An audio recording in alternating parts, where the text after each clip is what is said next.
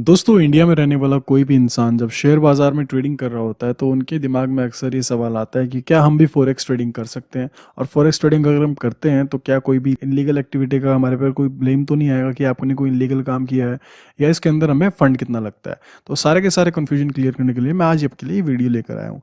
तो जी हाँ, अगर हम बात करें फॉरेक्स ट्रेडिंग की, ठीक है, इंडिया में रहकर तो हम आप फॉरेक्स ट्रेडिंग कर सकते हैं। अब इंडिया में रहकर ऐसा ज़रूरी नहीं है कि आपको आउट ऑफ इंडिया जाकर रहना पड़ेगा फॉरेक्स ट्रेडिंग करने के लिए।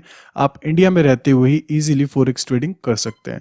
ठीक है, अब आप वो कैसे कर सकते हैं, पहले तो देखिए मैं आपको सबसे बढ़िया एक खुशखबरी वाली बात बता देता हूँ कि हाँ, आप सिर्फ 2,000 रुपये के अंदर इंडिया में रहकर फॉरेक्स ट्रेडिंग स्टार्ट कर सकते हैं। क्लियर। अब देखिए मैं बताता हूँ आपको।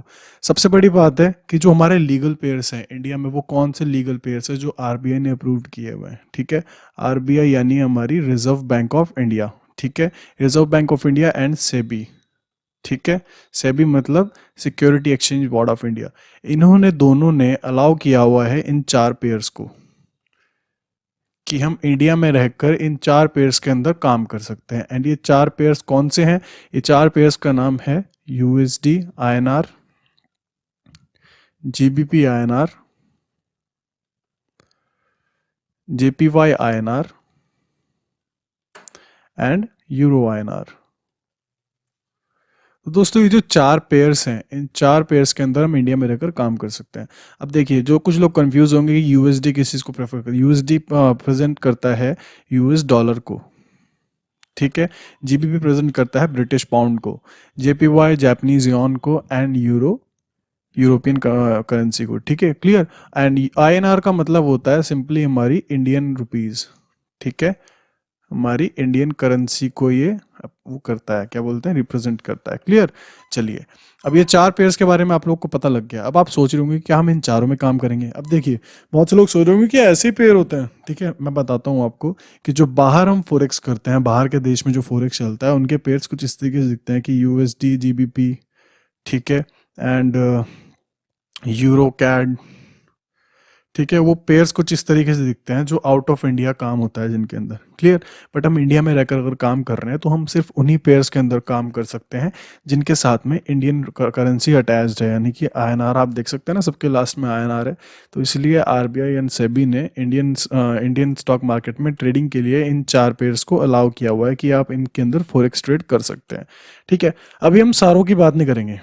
ठीक है, हम तीनों के बाकी की बात अभी छोड़ देंगे क्योंकि हमारे लिए मेन अभी यूएसडी आरआर है, क्योंकि मैं पर्सनली खुद भी यूएसडी आरआर में ट्रेड करता हूँ एंड काफ़ी सालों से मैं इसकी मूवमेंट को कैप्चर करता आ रहा हूँ कि हाँ, ये यहाँ से यहाँ जाएगा और यहाँ से वापस आएगा, यानी कि इसकी मूवमेंट एक्चुअल में है कितनी। क्योंकि इनकी सबकी मूवमेंट डिफरेंट्स है, बट फर्क पता है क्या आ जाता है, जब आप किसी एक चीज़ को रेगुलरली मॉनिटर करते हैं ना, तो आपको पता लग जाता है कि इसकी मूवमेंट अब ये यहाँ से ऊपर जाएगा, अब ये यहाँ से नीचे आएगा। आपको मतलब क्लियरली आइडेंटिफाई आप कर पाते हैं। ठीक है, या कह लीजिए अगर मान लो किसी एक पर्टिकुलर डायरेक्शन में अगर ये मूव दे दे, सपोज यूएसडी आईएनआर अगर 80 रुपीज़ पर खड़ा है एंड मुझे दिख रहा है अभी ये 79 आ गया है, या कह लीजिए 78.50 आ गया है। सो मुझे एक आइडिया आ जाएगा दिमाग में, ठीक है, चार्ट को देखते हुए जिस हिसाब से अगर ये गिरा होगा। सो उस चार्ट को देखते हुए मुझे एक आइडिया आ जाएगा कि अब ये इससे ज़्यादा नीचे नहीं जाएगा, ये यहाँ पर घूमता घूमता अब ये ऊपर की जर्नी अपनी शुरू करेगा। ठीक है, सो ऐसे में मैं क्या करूँगा, इस फेज के अंदर इसको बाय करने की कोशिश करूँगा। क्लियर। चलिए, अब मैं आपको बताता हूँ यूएसडी आईएनआर ही हम क्यों डिसाइड करते हैं काम करने के लिए। देखिए दोस्तों, ऐसा है ना, सबसे पहली बात तो है, आपको सभी को पता होगा कि हमारी जो निफ्टी है, रुकिए, कि जो निफ्टी है, निफ्टी यानी बैंक निफ्टी, निफ्टी 50, ठीक है, एंड बैंक निफ्टी, इनके अंदर ट्रेड लेने के लिए हमें एटलीस्ट 1 लाख टू 2 लाख के अराउंड फंड चाहिए होता है। ठीक है, यानी कि हमारे ट्रेडिंग कैपिटल अकाउंट में, ट्रेडिंग डिमेट अकाउंट के अंदर हमारा कैपिटल हमारा 1 लाख से 2 लाख के बीच में होना चाहिए। ठीक है, only then we can trade. ठीक है, बात रही हाँ ऑप्शंस की, तो ऑप्शंस में हम भले 10,000 से भी काम कर सकते हैं, बट अगर हम बात करें मेन लॉट की, निफ्टी एंड बैंक निफ्टी की, तो हमें एटलीस्ट 1 से 2 लाख रुपए चाहिए होता है, जो कि हम अभी एकदम से नहीं देना चाहते। ठीक है, अब हम बात करें यूएसडी आईएनआर की, तो यूएसडी आईएनआर के अंदर देखिए दोस्तों, यूएसडी आईएनआर के अंदर जैसे कि मैंने आप लोगों को बताया कि निफ्टी एंड बैंक निफ्टी के एक लॉट को खरीदने में ही आपको 1 से 2 लाख रुपए लगते हैं, ठीक है। बट अगर हम यूएसडी आईएनआर का एक लॉट बाय करने की बात करें तो हमें वो सिर्फ 2,000 रुपये में मिल जाता है। यानी कि आप सिर्फ 2,000 के अंदर अंदर एक लॉट के मालिक बन जाते हैं, ठीक है। अब आप चाहें तो उसको 80 रुपीज़ पे बाय करके 85 तक होल्ड कीजिए। और सबसे इंपॉर्टेंट बात, यहाँ पे हम इंट्राडे की बात कर रहे हैं अभी, ठीक है, और यहाँ पे हम डिलीवरी की बात कर रहे हैं। इंट्राडे डिलीवरी का डिफरेंस देखिए दोस्तों, ये है कि जो हम बात करते हैं इंट्राडे की, तो इंट्राडे के अंदर आप में सभी लोग मतलब मोस्टली लोग जानते होंगे कि इंट्राडे में काम करते वक्त हमें एक सिंगल डे के अंदर, 1 डे के अंदर ही ट्रेड को बाय भी करना है एंड उसको सेल भी करना है। और जो बीच की जो मूवमेंट हमें मिली है, यानी कि सपोज हमने यहाँ बाय किया एंड यहाँ सेल किया, तो जो बीच की मूवमेंट है ये हमारा प्रॉफिट हुआ। इसी तरीके से अगर ये नीचे की तरफ होती तो ये हमारा लॉस होता। बट पॉइंट अब यहाँ आ जाता है कि हमें एक सिंगल दिन के अंदर अंदर, एक ही दिन के अंदर अंदर हमें अपना प्रॉफिट भी बुक करना है, लॉस भी बुक करना है। यानी कि हमारी ट्रेड चाहे जहाँ भी जाए, सपोज हमने 100 रुपये पर बाय किया, अब वो 98 हो गई है और हमें दिख रहा है कि हमें 2 रुपये का लॉस चल रहा है। बट अभी दिन खत्म होने वाला है क्योंकि मार्केट 9:15 से 3:15 तक ही चलती है, ठीक है, 3:30 तक चलती है। बट आप 3:15 पे आपको निकलना पड़ता है। सो आपको दिख रहा है अभी 3 बज गए ऑलमोस्ट एंड आपको 2 रुपये का लॉस चल रहा है, तो आप इसको होल्ड नहीं कर सकते, ठीक है। यानी कि अगर आप ऐसे आप निफ्टी बैंक निफ्टी में इंट्राडे में लीवरेज लेके काम कर रहे हैं तो आप इसको होल्ड नहीं कर पाएंगे, ठीक है। या कह लीजिए ऑप्शंस में भी अगर आप काम कर रहे हैं, ऑप्शंस में भी आप काम कर रहे हैं, ऑप्शन बाइंग, ठीक है, ऑप्शन बाइंग भी अगर आप कर रहे हैं तो आप इसको होल्ड नहीं कर सकते। बट यूएसडी आईएनआर के अंदर आप इसको होल्ड कर सकते हैं। क्यों कर सकते हैं? क्योंकि यहां पर अगर आप देखिए फॉरेक्स के अंदर जब आप काम करते हैं ना यूएसडी आईएनआर के अंदर, तो चाहे आप इंट्राडे में काम कीजिए, ठीक है, चाहे आप डिलीवरी में काम कीजिए, आपको दोनों के अंदर ही आपको सेम मार्जिन देना है, 2,000 रुपये।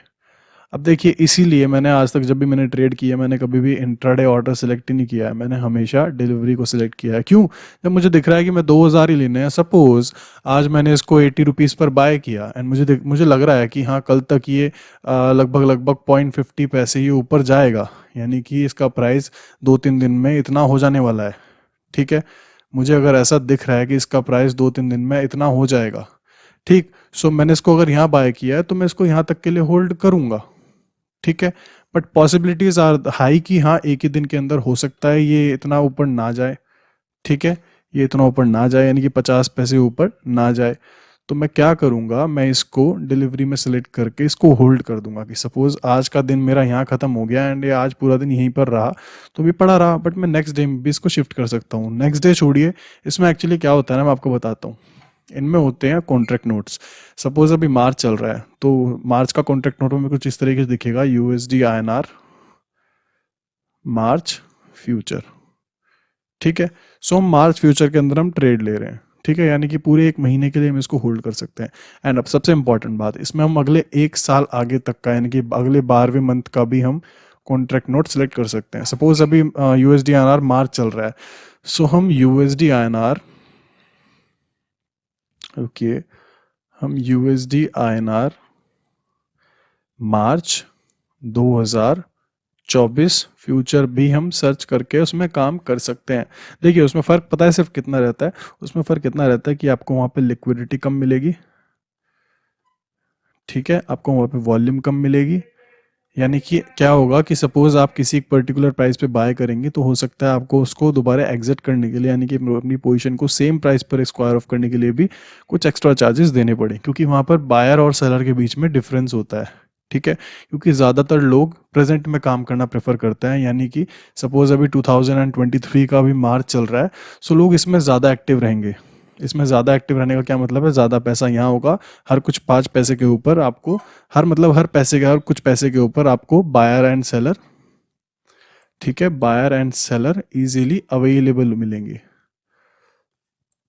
क्लियर? मतलब ये सिंपल सा कॉन्सेप्ट है। बाकी हाँ मैंने आप लोगों को बता ही दिया कि निफ्टी में आपको सीधा 1 से 2 लाख रुपए लगते हैं बाय सेल करने के लिए, अगर आप निफ्टी एंड बैंक निफ्टी के अगर ऑप्शन सेलिंग की बात करते हैं।